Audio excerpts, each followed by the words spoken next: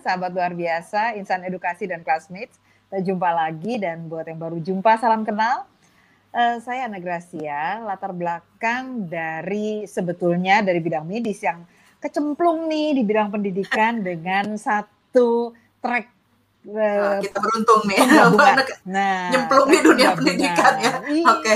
Nyemplung nih. Tapi kecemplungnya itu lewat perosotan yang menarik sekali. Perosotannya adalah pengetahuan bahwa manusia itu adalah makhluk belajar yang luar biasa. Dan pembelajaran itu ternyata adalah kerja utama dari otak. Otak adalah satu-satunya organ dalam tubuh manusia yang belajar. Itu kata Dr. Adri Maisa, gurunya kita semua untuk neuroscience di Indonesia. Itu bapaknya neuroscience di Indonesia. Oke. Nah, senang pernah bertemu nih dengan Dr. Maisa ya. Satu hari mesti ketemu semua ya. Oke. Ya. Jadi Bu Ane, otak yang sehat itu yang seperti apa? Oke. Otak. Ya. Pertama, memang otak adalah salah satu organ unik dalam tubuh manusia karena dia adalah organ yang betul-betul aktif. Aktif dalam artian yang nerima semua info dia, yang ngegodok semua info dia, dan yang memerintahkan tubuh ini untuk bisa berinteraksi dengan kehidupan alam dan mengekspresikan diri sebagai seorang manusia juga otak. Jadi kunci utamanya kita dalam kehidupan ini adalah otak yang berfungsi. Nah, untuk bisa berfungsi, otak itu perlu makan. Nah, apa tuh makanannya? Ya makanan yang kita makan, minuman yang kita minum. Yang sehat artinya. Betul. Dan terutama oksigen. Itu dulu lengkap. Kita nggak usah ngomong heboh dan repot dulu. Kalau sejak di dalam kandungan, si bayi-bayi mungil ini dari sejak bahkan disebut embrio tuh ya, tidak mendapatkan makan cukup, tidak mendapatkan cairan, dan tidak mendapatkan suplai oksigen melalui darah ibunya. Wah, kalau udah begitu, kita udah seperti dapat jeruk keriput. Waduh. Otaknya sudah tidak siap untuk berfungsi dengan target-target kerja yang akan terjadi dalam kehidupan. Itu yang seru tuh. Jadi dalam kandungan aja otak sudah harus sehat tuh. Bu Lina tadi nanya sehat kan ya. Lalu bayi yang dilahirkan itu juga harus wajib mendapatkan kecukupan dulu nutrisi sebagai dasar yang paling utama, baru kita bisa ngomong stimulus. Ya. Kalau enggak, jungkir balik kita stimulus dengan sejuta teori dan action, tetap aja tuh beku tuh nggak bereaksi. Mental ya. Karena otak itu kemudian setelah dilahirkan, dia tidak bisa membangun koneksi jaringan yang akan kita sebut nanti dengan sirkuit. Jadi itu nggak bisa nanti ya. Kita belum perlu paparan kok Bu Jumi, sorry nanti aja kita paparannya, kita ngobrol aja dulu. Jadi otak yang sehat itu sangat dibutuhkan nutrisi, sangat dibutuhkan cairan.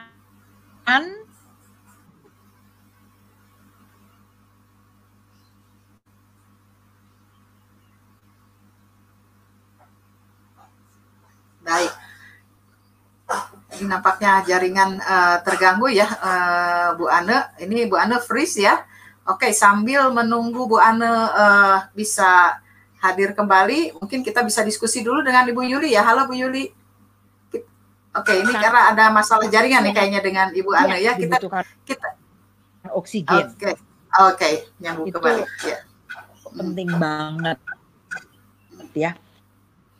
Baru habis itu kita bisa ngobrolin yang lain. Dan sebelum kita masuk ke paparan nih Bu Lina ya. Wah, terputus-putus nih Bu Ane. Kalau suara Bu Ane. Oke. Terputus-putus Bu Ane. Udah ngobrol. Halo Bu Ane. Oke, Bu Yuli, kita diskusi dulu ya. Ini masalah jaringan nih. Tadi sudah ini antisipasi kalau ada jaringan, mungkin Bu Ane nanti pindah ke HP dulu ya. Kita akan muncul lagi. Berkaitan dengan loose part itu ya, loose part play. Ini menarik sekali ya. Jadi di sini peran guru itu sebenarnya penting banget ya Bu Yuli. Bukan anak dibiarkan bebas bermain dengan media yang disediakan. Jadi saya menangkap dari Bu Yuli kok justru peran guru di sini penting. Tadi Bu Yuli bilang ketika anak melakukan aktivitas dengan loose part play tadi itu, guru harus mengobservasi, mencatat, kemudian berkomunikasi ya. Jadi yang penting sebenarnya nanti refleksinya ya Bu Yuli ya, sebenarnya tadi ada pertanyaan nih, bagaimana sih penilaiannya katanya dari Ibu Sari tadi ya. Jadi refleksi itu ya yang penting sebenarnya. Jadi guru justru aktif ya. Ketika anak aktif, guru aktif ya Bu Yuli ya sebenarnya ya. Ya, setuju Bu Lina. Peran guru, ternyata guru itu kan luar biasa ya. Saya jujur sangat mengapresiasi guru PAUD. Mohon maaf, bukan berarti guru SD, guru SMP, guru SMA perannya kecil, tidak ya. Tetapi saya menganggap istimewa sekali guru PAUD. Bayangkan guru mana yang harus, maaf ya, berbasah-basah dengan kadang ompolnya anak. Ketika maaf anak ini kan guru PAUD semua. Nah, jadi peran guru itu tadi mengobservasi. Enak sih kalau observasi kan enak Bu, tinggal nonton aja. Enggak loh. Observasi itu kan harus aktif ya, mindful untuk observasi sehingga bisa nangkap banyak peristiwa. Hal-hal yang tidak kelihatan itu nanti bisa diangkat lewat observasi. Kan harus dimaknai, dianalisa tadi Ibu bilang refleksi. Kemudian juga harus jeli, menangkap, oke, anak ini kayaknya tertarik sekarang akhir-akhir ini dengan benda-benda yang bisa menggelinding. Kalau gitu besok aku akan siapin bidang miring deh. Kemudian aku akan tambahin beberapa benda, ada yang bulat, ada yang tidak bulat. Biar anak-anak itu bereksperimen, mana yang bisa menggelinding dengan lebih mudah. Berarti kan guru harus nangkep minat atau kemampuan yang muncul, terus tarik untuk RPP-nya dia, perencanaan dia berarti apa nih? Nah, berikutnya ya berkelanjutan. Ya, lanjutannya itu tadi, terus dia menata, membuat agar anak itu punya tertarik untuk memainkan dari pemantik yang disajikan oleh guru tadi, dan kemudian melaporkan ke orang tua, ya kan Bu? Betul. Ya, melaporkannya kan bukan Bu, anaknya bisa bermain eksperimen benda-benda menggelinding. Kalau itu kan hanya di permukaan aja, kadang orang tua lihat oh iya dia ngerti. Tapi kan gimana yang nggak kelihatan itu sebetulnya guru yang mestinya bisa ngangkat hal-hal yang terdiri di bawah. Kalau gunung es itu yang ada di dasar untuk diangkat, ditujukan ke orang tua, Bu, ternyata anak ini punya ini loh, kemauan untuk bekerja sampai tuntas. Nah, dari mana Bu kalau anak saya seperti itu? Iya, ketika dia menemukan jalan buntu, dia tetap mencari cara. Dia ambillah, ternyata papanya yang menggelinding itu jatuh. Lalu dia cari ganjel, cari apa supaya posisinya tetap tinggi. Dia terus mencari cara. Nah, hal-hal yang tersembunyi yang orang tua nggak lihat itu kan harus diangkat. Oh, ternyata anak saya itu punya resiliensi, punya ketangguhan, punya problem solving, punya inisiatif. Lah yang itu disampaikan kepada orang tua, bukan sekedar oh anak sosial emosionalnya bagus, kognitifnya bagus. Kadang orang tua itu kan awam ya, kognitif bagus, apa sih kognitif? Apaan, gitu ya. Itu dia, bahasa reseptifnya bagus. Apa sih bahasa reseptif? Iya, guru harus pakai bukan bahasa planet, bahasa guru, bahasa pedagogis. Kalau ketemu orang bahasa yang bahasa sehari-hari yang orang tua itu tekun. Oh, anakku itu ternyata kreatif, bisa menyelesaikan masalah, nggak gampang menyerah. Oh, bangga sih orang tuanya.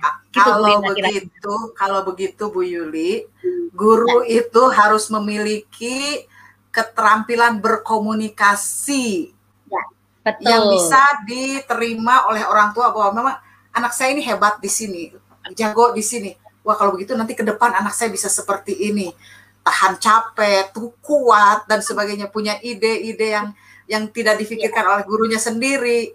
Jadi guru harus memiliki keterampilan mengkomunikasikan ya Bu Yuli, dari yang dia observasi dan dia catat ya. Mengomunikasikan ya. Ya, bukan soal kehebatan anak ya Bu, ya karena setiap anak itu hebat di bidang masing-masing. Tapi kita menyampaikan kekuatan anak. Ini loh, anak ibu itu punya kekuatan di sini supaya kalau makin ditingkatkan dia akan meningkat. Nah, Bu Ana datang lagi. Kita sudah menanti mendengarkan. Menyimak saya. Bu Yuli nanti dilanjut kembali ya. Banyak pertanyaan. Ya, nanti dilanjut. Bu Ana dulu deh. Bu Ana lanjut. Tadi terakhir Bu Yana bilang bahwa otak itu perlu oksigen ya dan sebagainya. Silakan Bu Ana. Ya, untuk otak yang sehat itu yang dibutuhkan. Itu yang menjadi perhatian utama. Lalu yang penting adalah sekarang kita pengen tahu otak itu akan dimanfaatkan sampai kapan? Ini yang mendengarkan banyak paparan dalam minggu-minggu ini ya di TKPLB dan juga di teman-teman dari Kementerian Pendidikan. Saya memunculkan dalam diri ini sebuah pertanyaan. Otak itu mau dipakainya sampai kapan sih? Otak itu mau distimulusnya sampai kapan sih? Ya, terus stimulusnya mau mencapai apa sih? Karena kalau kita tahu itu, maka tema kita hari ini menjadi luar biasa. Ternyata kalau kita mengikuti perjalanan kerja otak, otak kita itu punya fase-fase penting dalam mematangkan fungsinya. Ya. Ada fase awal. Fase awal yang luar biasa di sekitar 0 sampai dengan 24 bulan. Itu fase awal. Kalau fase awal ini terpenuhi dan si otak itu sudah terbangun koneksinya yang baik, maka dia ready. Ready loh. Dia ready untuk masuk fase berikut. 2 ke 4 tahun. Kalau fase 02-nya ada gagal atau kelambatan kematangan, fase keduanya jomplang. Ya. Kelihatan nggak? Belum aware kita orang dewasanya kadang-kadang. Nah, lanjut. Fase heboh. 4 sampai 6 tahun, Bu. Fase heboh ya? Kenapa heboh, Bu, karena jadi pembahasan di PAUD di mana-mana. Disebut-sebut di mana-mana tuh otak-otak ini gitu ya. Tetapi semua membahasnya dari potret seperti kita melihat lukisan Mona Lisa. Lukisan Mona Lisa yang sudah dilukis dengan yang kita kenal senyumnya yang misterius, cantik dan luar biasa. Ya. Tapi kalau kita dikasih Mona Lisa duplikat yang ternyata senyumnya kelebaran, Bu. Atau hidungnya ternyata miring, Bu. Ada yang aware nggak? Belum tentu. Ya. Ternyata kalau kita menerima anak-anak dengan profil 0224-nya yang belum matang, seringkali guru-guru nggak aware, Bu. Nah, itu ya. Iya, ini yang seru, Bu. Karena ada tabungan yang belum terisi, tapi tetap disuruh bekerja dengan stok energi. Misalnya, kalau saya kasih angka 10. Padahal koneksi otaknya baru punya 6. Bagaimana, Bu, mau start dengan gas 10? Padahal dia cuma punya stok 6. Ya, bebannya terlalu berat tuh. Iya, jadi kalau kita sebagai orang tua, sebagai orang dewasa berada di sekitar anak-anak dan sesuai topik kita, ngapain sih anak-anak kebanyakan? Main dong gitu ya. Bermain yang bagaimanakah yang akan membuat anak-anak itu otaknya siap menjadi manusia dewasa. Bukan sekedar distimulasi supaya berhenti di umur 6 tahun loh. Habis 6 tahun terserah gimana nanti. Oh, masa gitu? Enggak ya? Tidak lah ya. Tidak lah ya. Kita anak-anak, saya ketemu sama guru-guru TK tuh suka nanya loh Bu. Ibu-ibu, apalagi kalau ketemu guru-guru senior ya, dari mitra-mitra yang, wah lembaga-lembaga yang sudah senior sekali. Ibu, siapa yang udah ngajar 10 tahun? Banyak. Ibu-ibu yang udah ngajar 20 tahun? Masih banyak. Ibu-ibu ada yang udah ngajarnya 40 tahun. Ada juga tuh 1-2 yang angkat tangan. Terus saya tanya, Bu, Ibu ketemu dengan anak-anak muridnya umur berapa, Bu? Umur 4, 5, 6. Waktu Ibu ngajar 20 tahun lalu, murid Ibu umur berapa? 5. Waktu Ibu ngajar 10 tahun lalu, muridnya umur berapa? 5, kan saya guru TK, kata dia gitu. Ibu ketemu lagi ya, Mbak? Sama siswa-siswanya Ibu setelah mereka umurnya bertambah. Ketemu.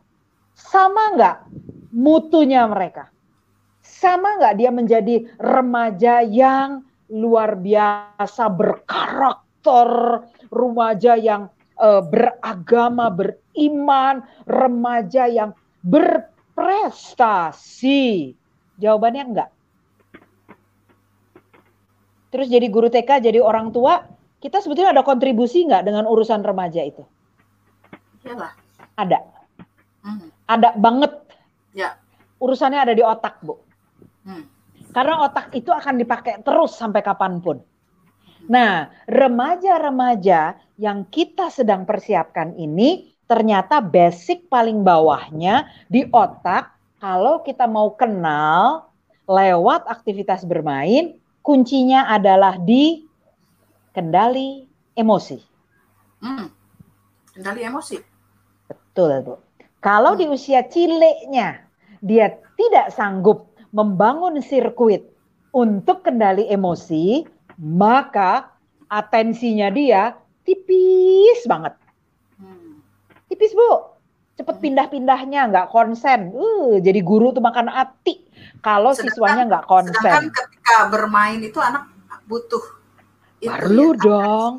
Bayangin, Bu, kalau kita berada di sebuah area, ada 15 anak, gurunya bertiga ya, terus itu anak 12 orang nggak konsen, cuman 3 yang duduk manis, memandang ibu guru dengan mata berbinar-binar. Yang 12-nya, Bu, wow, yang satu ada di pojok, yang satu lagi jumpalitan, yang 2 kejar-kejaran, yang 3 guling-gulingan. Apa yang akan terjadi? Stimulasi apa yang akan bisa diterima oleh anak-anak itu sebagai hak mereka untuk membangun kesiapan dia menuju usia selanjutnya. Maka salah satu yang terpenting adalah kendali emosi di otak. Caranya, nah ini yang seru, Bu. Bagaimana tuh? Caranya. Supaya lulus partainya itu bisa berhasil nanti ya. Gimana tuh caranya tuh?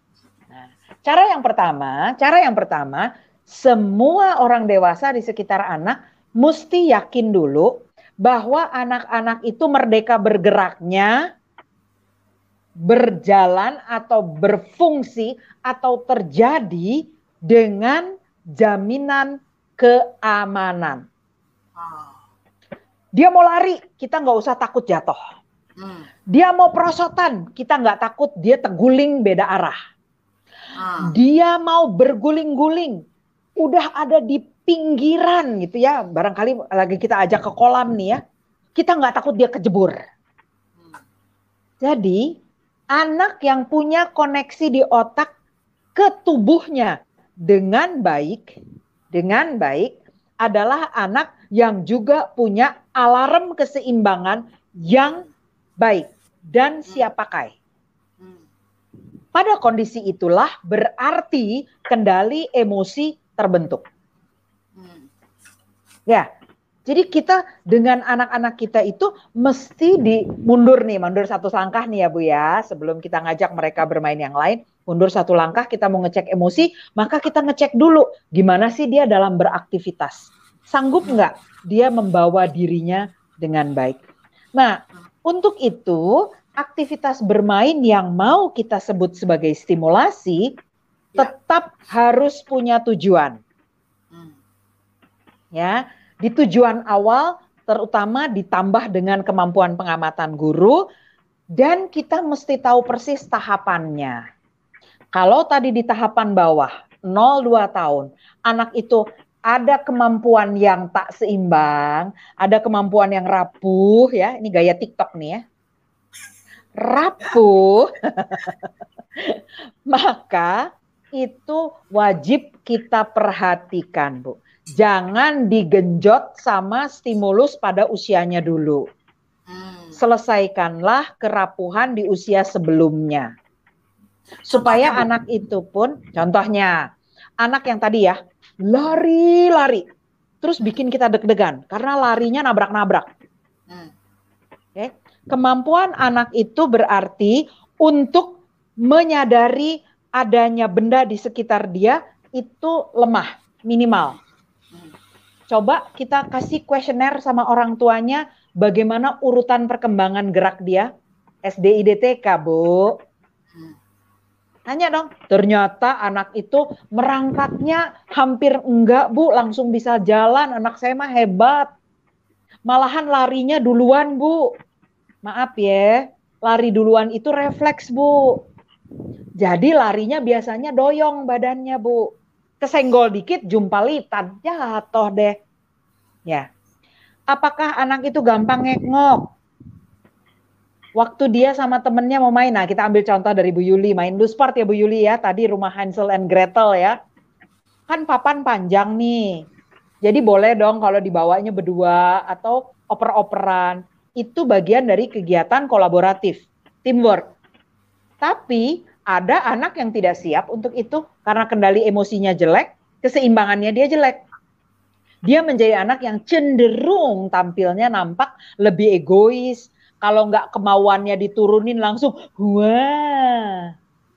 Bayangin kalau kita mesti nurutin semua kemauan anak yang mewek semua gitu, Bu. Sekolahnya ganti nama, The Mewekes nanti jadinya. Repot kita ya. Jadi guru harus ngapain nih kalau terjadi, kalau ada anak yang seperti itu? Pada keadaan-keadaan yang seperti itu, sebaiknya lah, mari kita lihat sekarang paparannya. Oke, siap Bu Jumi. Yuk. Pada keyakinan kita kan nggak bisa ya meriksain anak-anak, suruh PET scan gitu ya, supaya otaknya kelihatan gitu, di scanningin semuanya ya Bu ya, kelihatan koneksinya bagus atau enggak, kan mahal ya, nggak gitu. Maka otak yang sehat dengan koneksi yang tebal ini, kita guru harus memiliki panduan informasi. Kita mesti tahu apa saja awalan koneksi yang terbentuk. Contoh, 1. Awalan koneksi keseimbangan. Antara otak mengendalikan tubuh, membangun keseimbangan. Itu terbentuknya lewat urusan pertama, anak bisa berguling kiri kanan. Terus anak udah bisa onggong-onggong. Habis itu anak berusaha untuk merangkak. Habis itu anak duduk. Dia berusaha untuk berdiri. Itu semua adalah kerjaan otak membangun jaringan supaya dia terhubung dengan tubuh dan kendali terbentuk. Kalau anak itu tidak punya keseimbangan yang baik, ingat emosi dia lebih mudah cranky. Maka kalau kita menggunakan model berpikir analisa terbalik, kita juga boleh balik dong. Anak yang cranky ada kemungkinan keseimbangannya jelek nggak sih? Yuk kita berpikir terbalik. Kalau guru mau berpikir terbalik seperti itu, maka guru bisa curiga. Saya cek, cobain yuk, kita ajak jalan anaknya di titian keseimbangan misalnya. Cobain, anaknya disuruh jalan melompat 3 kali, lalu jalan lagi. Cobain yuk, anaknya disuruh berjalan cepat di garis yang lurus gitu. Ternyata memang betul, anaknya gampang limbung, keserimpet kakinya sendiri, jatuh, gampang. Itu semua memberikan kepada kita kecurigaan informasi awal bahwa otaknya itu koneksinya belum cukup matang di level pertama. Dan kalau ini dibiarkan terus, gangguan ini akan nyeret terus ke usia berikutnya. Bisa nggak kita abai? Bisa sih. Tapi lalu anak itu menjadi anak yang cenderung hanya terampil pada kondisi-kondisi tertentu saja. Dia tidak siap untuk menerima semua stimulus. Semua stimulus. Misal, dia terampil kalau diajak bermain balok. Tapi begitu diajak main loose part yang bukan balok, dia mundur. Karena ketidaknyamanan dia akan membangunkan emosi yang tidak menyenangkan, lalu dari tubuhnya dengan otaknya akan mulai merasa bahwa saya tidak kenal ini. Keinginan dia untuk membangun atensi, mempelajari sesuatu yang baru melemah. Lalu tadi Bu Yuli ada memberi contoh identifikasi alfabet ya Bu Lina ya. Ya. Terus ngasih contoh di awal-awal loose part misalnya buah pinus, terus batang-batang kayu, ranting-ranting, ya enggak? Terus Bu Yuli nanya ya kuisnya ya, ini bisa jadi apa gitu kan ya Bu ya? Nah anak-anak yang atensi dan emosinya ini mudah terganggu, mereka bahkan memorinya juga kadang-kadang hanya spesifik, terbatas Bu, bener. Jadi kalau mau diajak main loose part, dia cengoknya lebih banyak Bu, bengongnya lebih gede. Nah Bu Ana, kalau gitu untuk mengisi ketertinggalan anak ini harus bagaimana nih guru ini Bu Ana? Kita lihat di slide berikutnya ya. Di slide yang berikutnya itu kita harus mengetahui bahwa ada cara kita menumbuhkan sirkuit. Nomor satu, kita mesti tahu polanya dulu. Ya, kita berikan kepada anak pola. Misal, contoh, makan itu sendok di tangan kanan. Cara megang sendoknya bukan digenggam dengan keseluruhan jari dan telapak tangan, tapi memegang sendoknya itu dengan jari jemari, terutama 3 jari yang kokoh, ya. Lalu arah geraknya itu pergelangan tangan bisa belok-belok supaya makanan masuk mulut. Itu pola, Bu. Kalau pola ini anak sudah bisa, makan udah benar nih caranya, maka otak menyimpan pola. Otak menyimpan pola, memori yang menebal koneksinya ini akhirnya menjadi habit atau mahir. Ya, contoh lain, anak diajak untuk melihat, tadi Bu Yuli ngomong jembatan Suramadu, oke, kasih lihat sama dia berbagai jembatan. Apakah lalu anak langsung bisa membangun jembatan? Nggak bisa, dia bingung dulu, karena ada jembatan gantung, nggak ada tiangnya, sementara ada jembatan lain pakai tiang. Ya, anak akan memiliki memori pada yang sering dia lihat, lalu memori itu nanti dia simpenin tuh semua di otaknya. Dan bonus nih Bu, kalau anak tidurnya kualitasnya jempol nih, oke ya, maka memori-memori itu bisa saling connected dan terbentuklah kreativitas. Maka dia bisa bikin tuh nanti rumah Hansel and Gretelnya ada jembatan ke rumah tetangga. Nah, lucu kan Bu tuh? Kalau gitu Bu Ana di sini peran orang tua penting sekali ya. Ya, peran orang tua dan keterlibatan antara orang tua dan guru untuk saling mengenal anak itu, karena guru tidak mungkin mengenal anak di masa lampaunya. Betul. Nah, informasi ini menjadi sangat penting untuk tahu anak ini otaknya udah siap pada otak usia 4 tahun untuk didorong maju, atau ini otak 4 minus. Ya, harus remedi ya otaknya. Ya, kalau 4 minus kita perlu tambahkan stimulus minusnya dibarengi dengan aktivitas yang lain.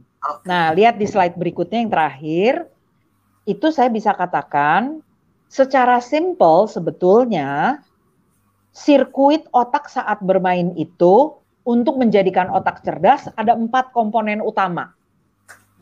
Komponen pertama, izinkan anak bermain yang selalu memberikan dia tantangan keseimbangan. Boleh ngambil barangnya loncat, ya, di alam terbuka gantungin di pohon yang ketinggiannya setinggi lompatannya dia. Habis itu ya? Bisa dia melompat dan mendarat kembali, itu tantangan keseimbangan. Ajak dia berada di titian. Ajak dia untuk jalan sambil pegangan tangan. Main yang sepatu gabungan itu yang pakai kayu ya. Ya.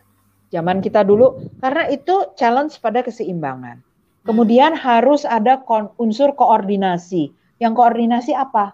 Ada koordinasi mata dan tangan, mata dan kaki, mata tangan kaki, bahkan mata tangan kaki tubuh. Misal, mata tangan tuh ngambil batu, taruh disusun. Mata kaki misalnya menendang sesuatu atau berlompat dari satu tempat ke tempat lain, kan mesti dilihat. Atau misalnya mengambil barang dengan kaki, ya bisa tuh ngambil barang dengan kaki, menjaga sesuatu supaya tidak terjatuh ditahan pakai kaki, ya. Koordinasi yang mengandung unsur tubuh, sambil tubuhnya berputar.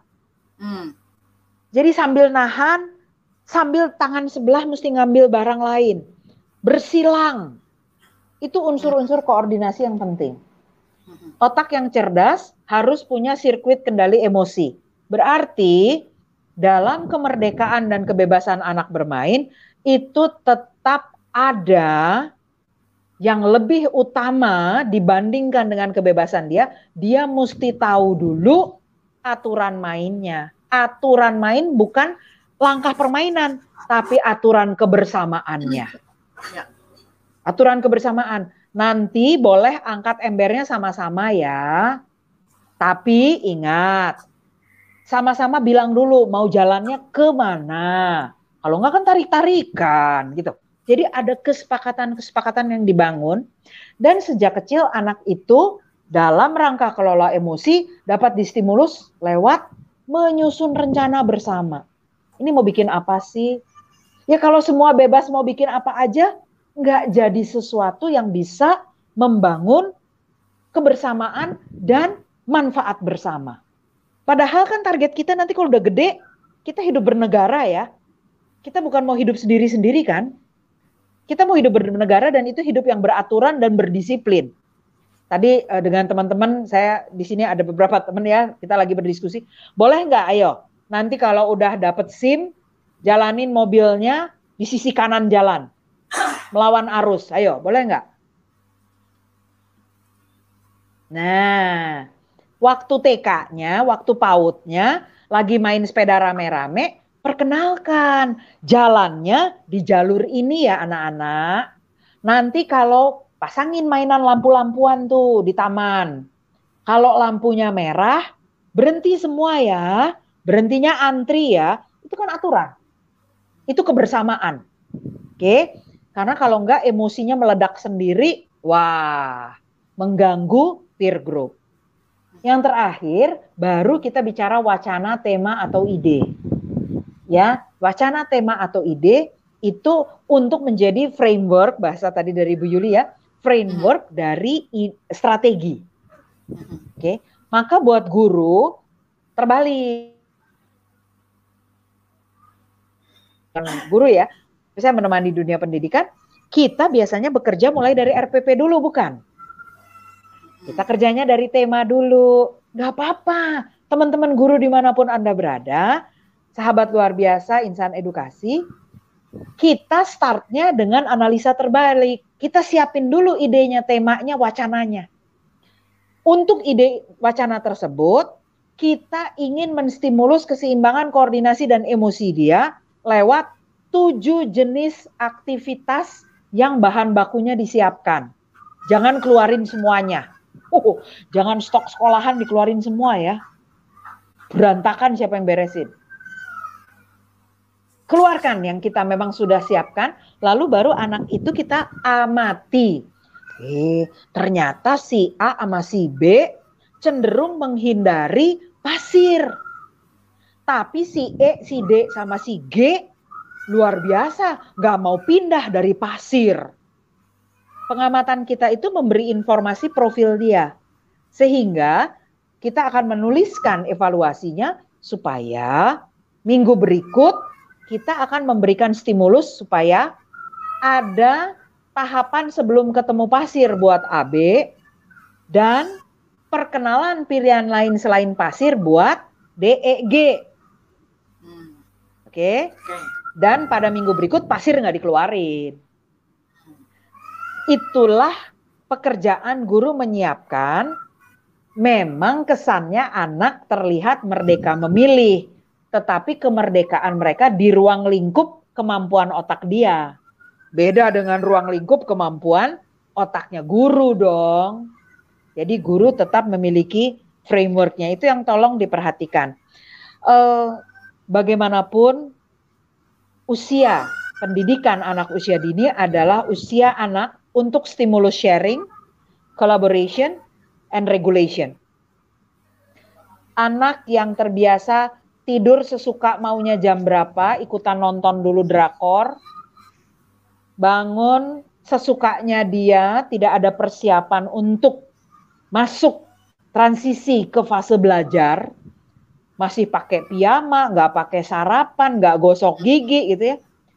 Ini adalah anak-anak yang juga tidak akan siap untuk masuk ke dalam kehidupan komunitas. Maka setuju, Bu Lina, memang keterlibatan orang tua dan guru untuk mencerdaskan anak, menyiapkan otak dia untuk menjadi otak dewasa, nggak berhenti sampai otak PAUD, itu menjadi perhatian kita bersama dan perlu kita rencanakan dengan baik dalam kegiatan di pendidikan anak usia dini. Bagaimana ini penerapan di PAUD katanya ya, ini untuk loose part ini ya, terutama di daerah terpencil, memungkinkan tidak ini?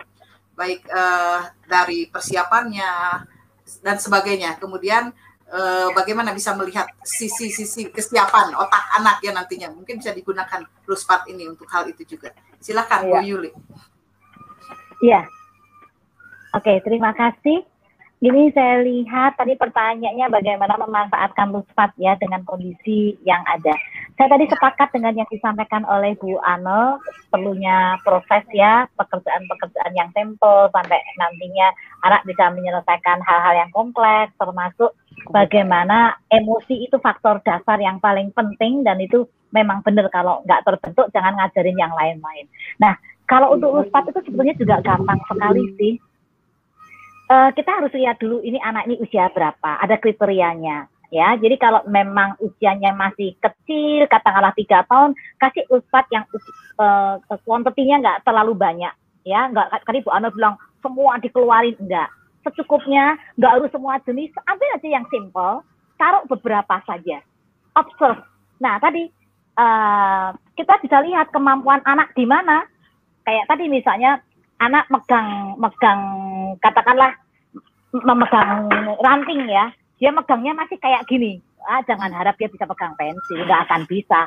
Nah dia harus siap. Nah caranya gimana? Dengan dia sering pegang mainan, lalu dia memungut-mungut, lama-lama nih bergerak dari palmar grasping menuju ke pencil grasping.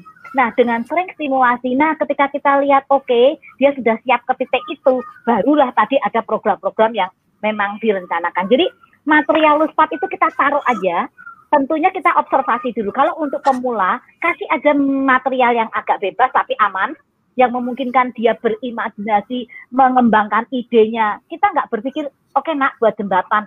Nggak bisa kalau dia belum waktunya buat jembatan, dikasih material papan-papan yang nggak akan dibuat jembatan. Dikasih kayak gini, lempar apa.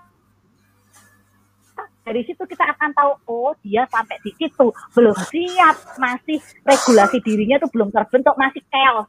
Ibaratnya kalau membangun itu masih lantai 2-nya itu masih berantakan, kayaknya lantai 1-nya oke. Kalau kita lihat executive function untuk self-regulation, atensi, planning, itu kan membangunnya jangka panjang. Sehingga harus dimulai sejak early childhood, betul Bu Ana. Panjang prosesnya, sekarang harus dibangun di situ karena itu basic. Nah, ya kita kasih material dan kita observe, oke, dia sudah mulai sampai di sini. Berarti besok kita kenalkan pasir. Bahasanya apa? Setuju. Jadi observasi itu menjadi senjata yang paling penting. Kemudian kita lihat dia siap di mana. Mulai kita kasih jembatan-jembatan supaya dia step by step melangkah. Tapi senjata yang paling utama menurut saya, kita sensitif terhadap kemampuan anak, observe supaya dia bisa kita tarik sedikit-sedikit untuk maju dan kita akan lihat kematangannya di mana. Simple sih gitu sih. Jadi ketika kita kasih LUSPAT, dia dilempar atau dia mulai tiba-tiba dia mungkin dia nggak bangun jembatan, idenya dia kemarin habis diajak ke taman, dia lihat bunga, tiba-tiba dia taruh 2 benda ini pohon kelapa, yang ini pohon pisang. Oke, dia baru taunya di situ. Nah, baru nanti guru melakukan langkah-langkah. Oke, apa yang kamu ketahui tentang pohon pisang? Diem aja. Oh ya, dia belum sampai ke situ, turunlah kita. Jadi memang seperti tadi perencanaan kita harus berangkat dari observasi dulu kemampuan anak sampai di mana, sehingga kadang bisa individu, bisa kelompok kecil, ya lebih apa ya, lebih bisa dinegosiasi dengan kemampuan anak. Kira-kira dari saya seperti itu.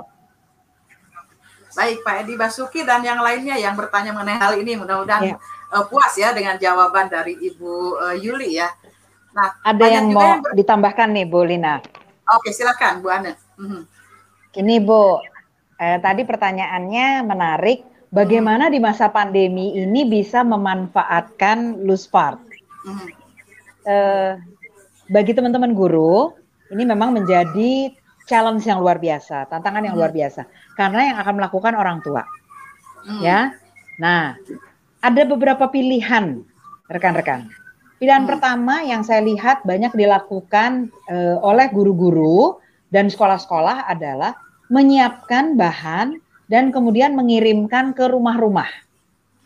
Sehingga pada waktu guru memandu online, bagi terutama orang tuanya, itu nggak usah memandu dengan berbagai variasi. Karena orang tua itu punya pemahaman yang juga beda-beda. Nanti jadi lama ngejelasin sama orang tuanya. Ya. Kedua, jika berada pada komunitas dengan orang tua yang punya, katakanlah seperti POMG yang aktif, ya, Persatuan Orang Tua Murid Gurunya tuh aktif banget. Sehingga orang tua ini WA grupnya juga aktif dan mereka cukup kreatif, maka bisa ke orang tua diberi bahasa Inggrisnya clue, diberi ide, ya. Kita ibu-ibu, bapak, orang tua akan merangsang anak dalam minggu ini untuk satu ide, bla bla bla, idenya kita kasih dulu wacananya. Kedua, kita mau sama-sama memberi kesempatan anak-anak untuk berinteraksi dengan bahan-bahan yang kering-kering. Udah, stop tuh. Sampai di kering-kering. Ukurannya yang kira-kira semuanya bisa dipegang dan diangkat oleh anak-anak. Lalu mereka membuat satu, hari pertama segala sesuatu kreasi di meja. Hari kedua, semua kreasi yang bisa dilakukannya di lantai. Hari ketiga, yang sama mama papa, kakak adik bisa rombongan bikin di teras atau kamar tamu gitu. Ya. Sehingga Luspartnya itu tetap berjalan tapi interaksi dengan orang tua tidak memberi beban. Dan buat teman-teman semua guru-guru, fase Juni menuju ke Juli sekarang 2021, Anda memang akan dapat challenge yang lebih besar. Karena WFH sudah mulai berkurang. Kalau 1 tahun pertama, boleh dibilang orang tua itu masih cukup banyak yang betul-betul di rumah. Ya, terutama yang level manajer ke atas. Level bukan manajer ke atas, itu ya bergantian masuk kantornya. Jadi masih bisa lah menemani anak berinteraksi dengan Luspart. Karena butuh lem, butuh batu, butuh mungutin ini itu kan begitu ya. Padahal rumah mereka barangkali langsung depan pintunya dia udah langsung jalanan, gang, motor seliweran. Kan kita nggak bisa dong lepas anak. Challenge seperti itu memang menjadi perhatian kita untuk memanfaatkan Luspart di masa pandemi pada pembelajaran di rumah bagi anak-anak. Atau Anda bisa memilih untuk melakukan Luspartnya nanti pada waktu mereka tatap muka yang giliran kan. Kemarin saya menemani Pak Nasruddin dan juga Pak Arya dari Dirjen PAUD, itu ternyata melihat persiapan beberapa daerah, mereka punya metode yang beda-beda. Ada yang digilir, rombelnya digilir, macam-macam ya. Jadi teman-teman, saya tahu Anda tantangannya luar biasa, tapi karena dinamika Luspart itu tinggi, untuk menstimulus targetnya kita mesti jelas, maka susunlah dulu strategi yang komunikasi dengan orang tuanya itu bisa dicapai. Terutama itu, ya. Kalau dinamika dengan orang tuanya memang agak berat, kita kurangi variannya. Semoga membantu. Baik, terima kasih Bu Ane. Ini untuk Bu Ane nih, Bu Ane, nanti juga Bu Yuli. Ini kan ada yang bertanya tadi masalah penilaian ya. Sebenarnya penilaian dalam membantu anak mematangkan tadi istilahnya kendali emosi, kemudian ketika lost part play ini dilakukan, penilaiannya bukan ke penilaian akhir ya, bahwa anak mampu apa di akhir, tapi lebih ke analisis fungsi anak ya sebenarnya Bu Ane ya. Bagaimana Bu Ane? Ya, betul Bu Lina. Jadi buat orang tua itu ada kebiasaan yang sudah berjalan dari tahun ke tahun, dari zaman ke zaman. Kita nungguinnya ujung akhir, Bu, nilai akhir. Ya, jadi yang ditunggu adalah keterampilannya tercapai. Lupa untuk melihat proses. Maka memang menjadi bagian dalam program parenting untuk guru-guru itu bisa menceritakan kepada orang tua. Dalam tahapan itu ada subbagian pencapaian yang mereka bisa lihat, sehingga orang tua bisa terlibat. Nah, dalam konteks emosi tadi, orang tua sekarang ini sedang mengalami kesulitan luar biasa membagi prioritasnya dan membagi kapasitas berpikirnya antara survive di antara pandemi, menjaga kesehatan dan kestabilan dalam rumah supaya nggak terpapar COVID, ditambah mencemaskan pendidikan anak-anaknya. Jadi kita juga tidak bisa memberi beban lebih kepada orang tua. Anda pun guru juga adalah orang tua, pasti berasa pekerjaan guru ini sebagai pekerjaan ya yang harus dilakukan dengan penuh tanggung jawab, tapi deg-degan juga. Ini saya kalau nanti pulang ke rumah bawa virus enggak buat anak saya, buat keluarga saya, di rumah ada eyangnya gitu, misalnya begitu kan ya. Ini hal yang sama-sama kita sedang hadapi. Maka satu yang saya bisa titip kepada teman-teman semua, mau Anda berikan stimulus apapun, mau Anda berikan aktivitas apapun, jangan lupa untuk ajak anak diam sesaat. Duduk tenang. Anak nggak bisa diem, Bu. Bisa.